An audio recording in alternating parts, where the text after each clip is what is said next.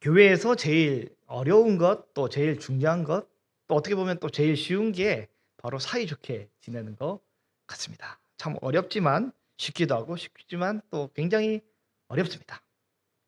오늘은 화해에 대해서 함께 공부하는데요. 화해는 자연스럽게 스무스하게 이렇게 만들어지는 게 아니라 화해는 꾸역꾸역 만들어야 될 때도 있습니다. 안 되지만 되게끔 조성하고 만들어야 하는 때가 있습니다. 우리는 오늘 화해에 대해서 함께 나누는데요. 화해는 어디서 출발하냐면 바로 하나님의 그 용서하심을 닮은 성품에서 출발을 하게 됩니다. 우리에게는 사실은 이 화해라는 성품이 태어날 때부터 많은 분도 계시고 또 어떤 분은 굉장히 인색한 분이 계세요. 그러나 그리스도인의 성품은 어떻게 궁극적으로 가야 되냐면 하나님의 성품을 닮아서 화해하는데 굉장히 익숙한 그런 성품이 바로 그리스도인의 성품입니다. 로마서 5장 8절을 보면 하나님의 화해가 나오게 됩니다. 로마서 5장 8절을 한번 읽어보겠습니다. 우리가 아직 죄인 되었을 때에 그리스도께서 우리를 위하여 죽으심으로 하나님께서 우리에 대한 자기 사랑을 확증하셨느니라. 아멘. 우리가 원래 의인이 아니었습니다. 의인은 뭡니까? 하나님과의 막힘 없이 교제를 나눌 수 있는 관계가 의인입니다.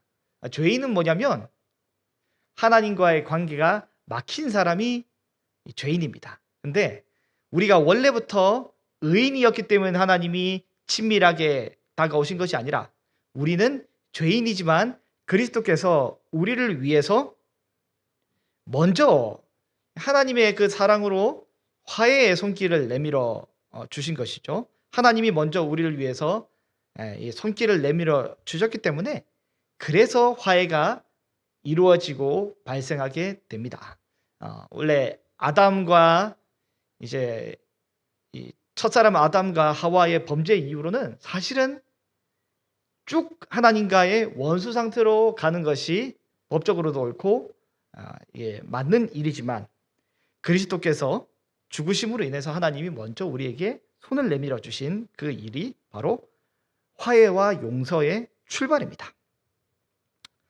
우리는 사실은 모든 사람과 화목하는 것이 쉽지 않지만 모든 사람과 화목하는 것이 사실은 하나님의 성품을 닮은 그리스도인의 성품입니다. 로마서 12장 18절 말씀을 우리 한 번 더 읽어 보겠습니다. 로마서 12장 18절. 할 수 있거든 너희로서는 모든 사람과 더불어 화목하라. 아멘. 여기서는 할 수 있거든이라는 단어를 사용하였습니다. 우리는 할 수 없는 것까지 화해는 사실은 못하는 게 사실입니다. 뭐 아무리 우리가 노력한다고 우리가 이만희 씨랑 친하게 지낼 수도 없고 지낼 필요도 없지 않습니까? 그런데 여기서 할 수 있거든이라는 단어가 들어간 것은 하나님이 어떤 우리에게 감동을 주실 때 도전을 주실 때 그때 우리는 이 화해로 화목하는 것을 우리가 만들어가고 시도할 수 있는 것입니다. 이 화해를 가로막는 감정은 뭐가 있냐면 바로 미움입니다. 미움이 화해를 가로막는 이 감정입니다. 그래서 오늘 본문 마태복음 5장 23절에 보면 이렇게 되어 있습니다. 이 23절, 24절을 보면 그러므로 예물을 제단에 드리려다가 거기서 내 형제에게 원망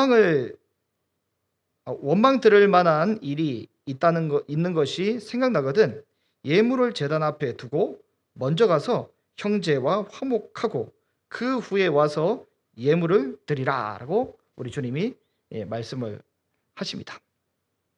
먼저 형제와 화해를 한 다음에 그 이후에 예물을 드리라는 거죠.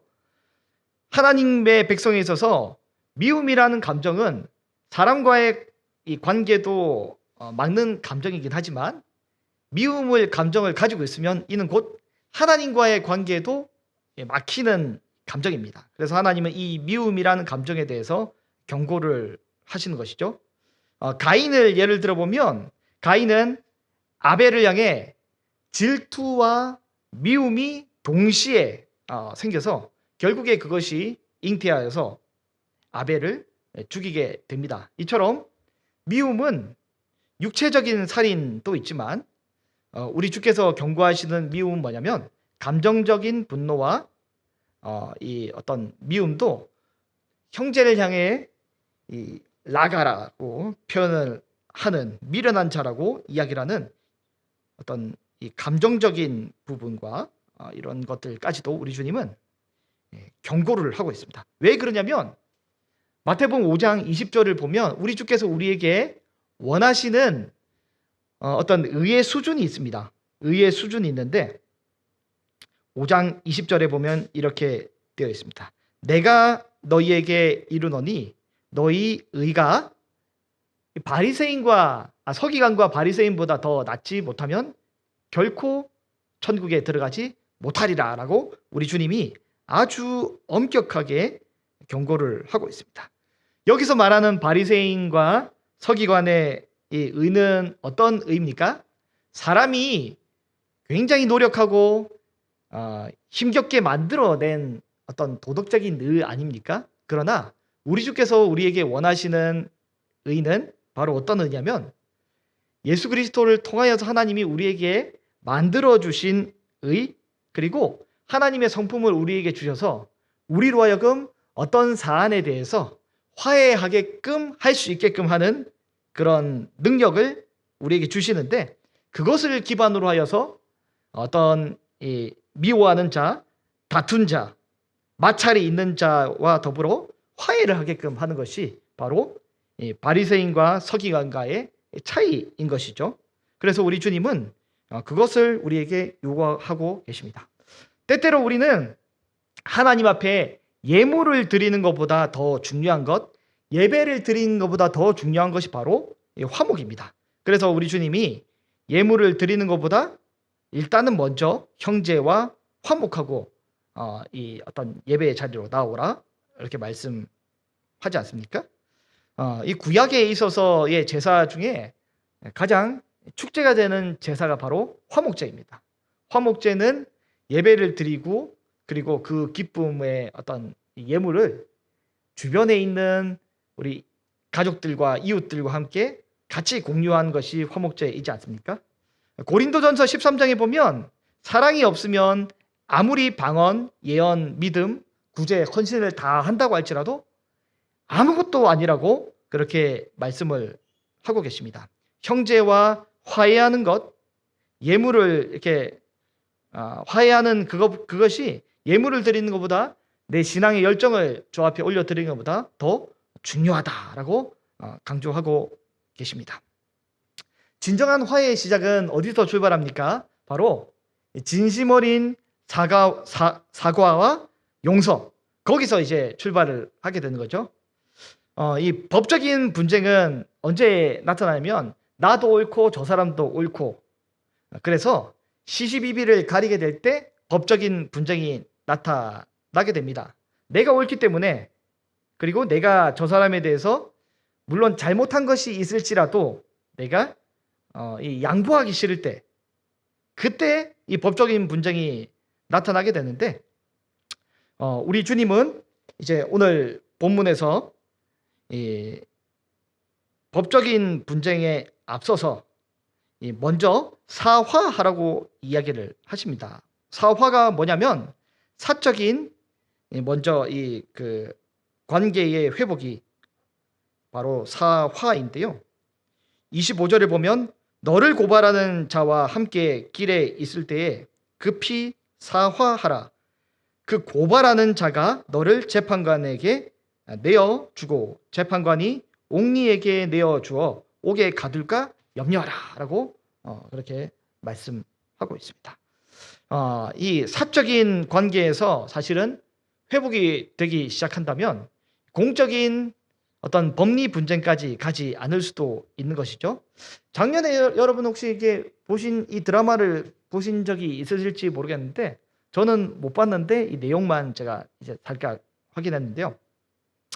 이 작년에 방영했던 드라마 중에 굿 파트너라는 이 드라마가 있는데 이혼 전문 변호사가 이제 서로 이제 아주 치열한 어떤 내부에서 그 감정의 싸움을 벌이는 장면이 나오는데 거기서 이제 사실은 제일 당사자가 원하는 것은 뭐냐면 이미 뭐 마음이 상할 대로 다 상하고 엉망이 돼 버렸죠.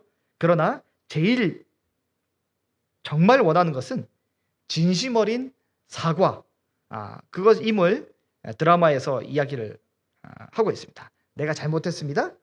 미안합니다. 이렇게 사과하는 것은 법이 해결하지 못하는 많은 이 마음의 벽을 허물 수 있는 그런 능력이 있습니다.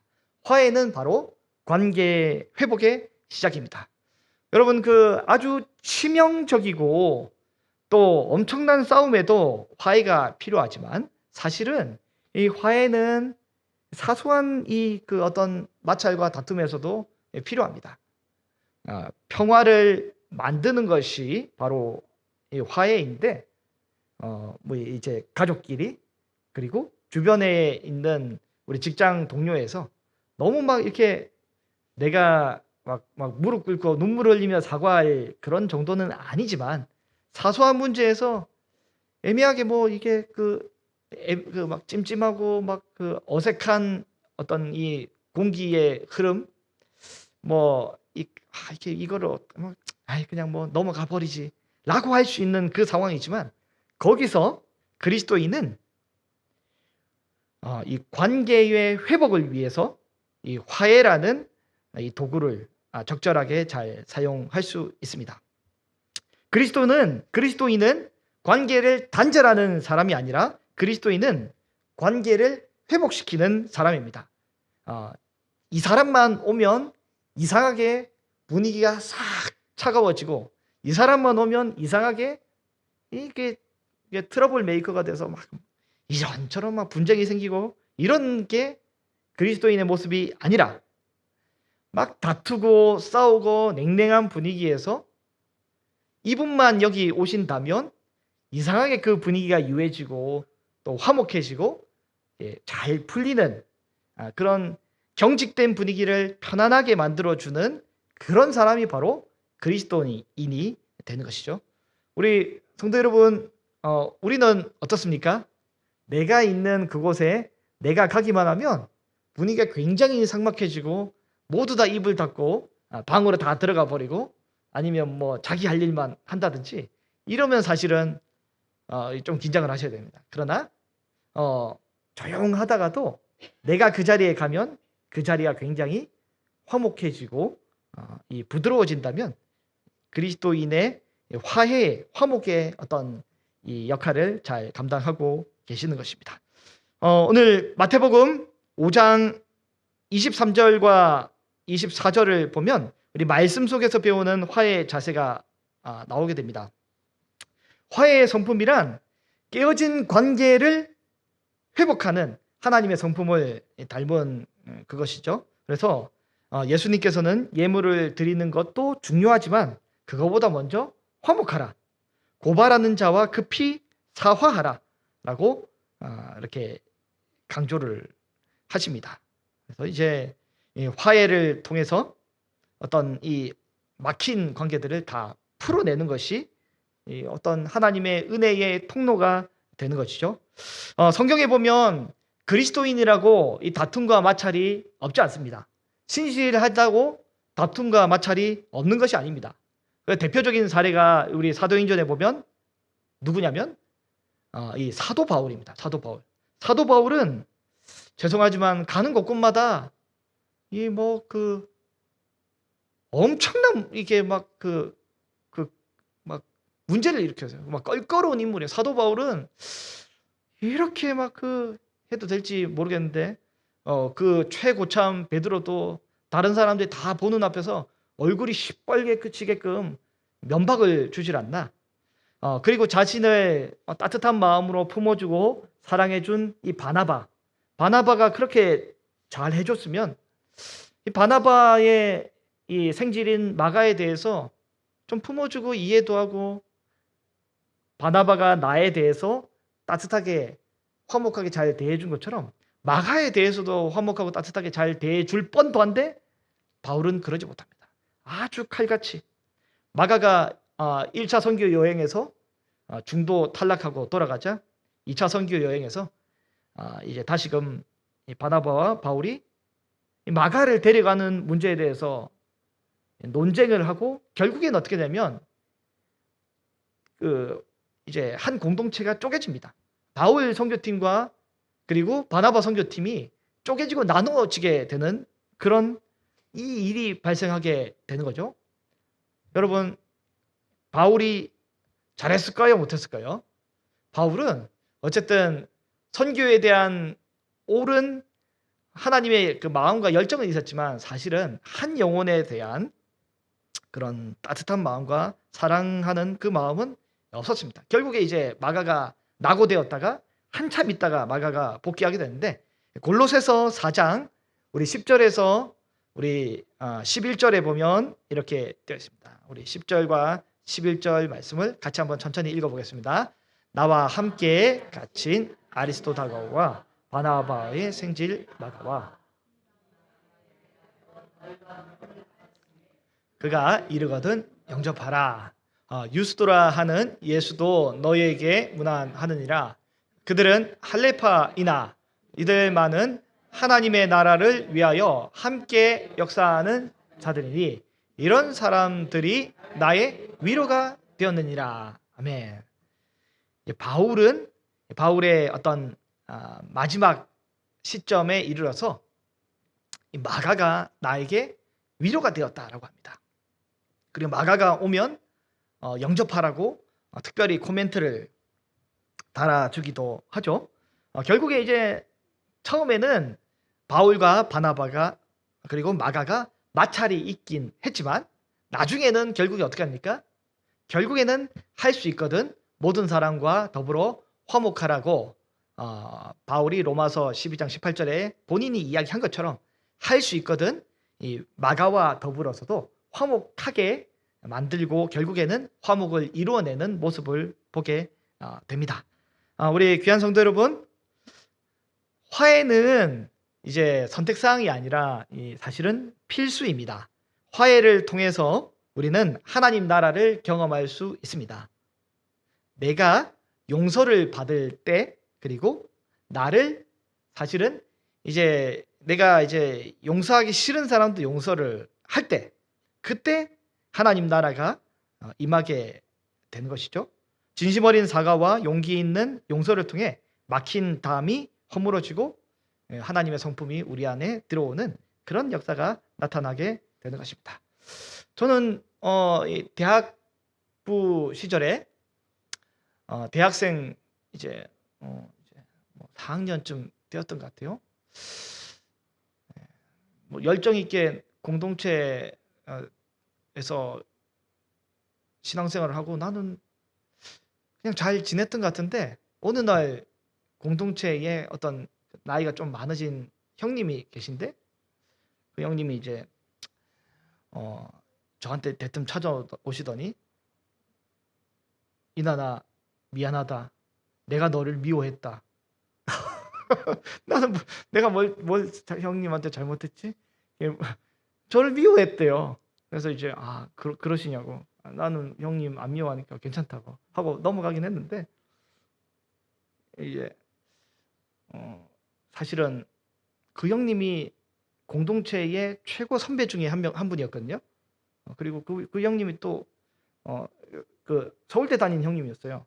그 형님이 왜 나한테 미안하다고 한지는 모르겠지만, 그러나 공동체의 이 최고 선배 중에 한 분인 그분이 저는 이제 그 당시에 23살쯤 됐던 것 같아요. 그러니까 굳이 저한테 사과를 안 해도 되고 넘어가도 되는데 화해를 구하고 용서를 구하더라고요. 그 이후부터 그 형님이 이상하게 저에게 이제 존댓말을 하기 시작했습니다. 사과를 하더니 존댓말을 하기 시작하더라고요. 어떤 본인의 어떤 결단과 어떤 이제 그런 것들이 있었겠죠. 저는 상관없지만 저랑은 별로 영향은 없었지만 그 형님은 이 사과하는 사건을 통해서 하나님 나라의 평화를 이제 누릴 수 있게 되는 것입니다. 뭐 저는 이제 사실은 오히려 어떻게 찜찜한가 모르겠는데 그 형님의 입장에서는 본인이 하나님 앞에 어떤 결단과 이 어떤 이 순종의 자세로 저에게 와서 사과의 메시지를 전한 것이죠. 여러분, 사과하는 것이 결코 쉽지 않습니다. 여러분, 게리 체프먼이 쓴 이제 그분이 책을 여러 권 썼는데 5가지 사과의 언어라는 책이 있습니다. 거기 보면 첫 번째는 사과할 때 이렇게 하라고 해요. 첫 번째는 유감을 표명하라고 합니다. 정말 먼저 미안하다, 잘못했다, 이 유감을 먼저 표현하라고 그렇게 이야기를 합니다. 그리고 두 번째로 책임을 인정하라고 합니다. 다른 뭐 이렇게 많은 변명하기보다는 내 잘못이다, 그 부분에 대해서 내가 잘못했다 하고 이렇게 책임을 인정하고, 세 번째, 혹시 해야 된다면 이 보상을 제시하라고 합니다. 어떻게 하면 당신의 화가 풀릴지, 그 화가 풀릴 때까지 내가 뭘 하면 좋을지 이 보상을 제시하라고 그렇게 이야기를 합니다. 그리고 네 번째가 뭐냐면 진실하게 뉘우치는 모습을 보여줘야 된다고 합니다. 다시는 그러지 않겠다, 다시는 그렇지 않겠다라는 진실한 뉘우침. 그리고 맨 마지막으로 5번째로 용서를 요청하라고 합니다. 이렇게 내가 말하는데 혹시 당신이 용서가 되신다면 저에게 용서를 좀 해주시면 좋지 않을까요? 라고 용서를 구하는 거죠. 우리 사랑하는 귀한 성도 여러분, 우리는 지금 이제 용서의 여러 단계 중에 마지막 단계인 이제 뭐냐면 화해를 오늘 함께 나누고 있습니다. 하나님의 성품을 닮은 용서를 우리가 경험하고 우리 안에 그 성품이 발현되게 된다면 타인에 대해서 긍휼한 마음이 생기고, 그리고 이해심과 동감할 수 있는 그런 마음이 생기는데, 여기서 우리가 그치는 것이 아니라 화해는 평화를 만드는 작업입니다. 그 결단과 움직임 그리고 행동까지 사실은 나아가야 진정한 하나님 나라가 우리에게 임하게 될 것입니다. 우리가 오이코스를 앞두고 있는데 하나님 주시는 마음이 있다면 우리가 따뜻한 마음으로 누군가에게 이 용서를 구하고 화해를 청하며, 다른 사람은 모르겠지만 나에게 우선 하나님 나라가 먼저 임하게 되는 그런 은혜가 저와 여러분에게 있기를 소망합니다.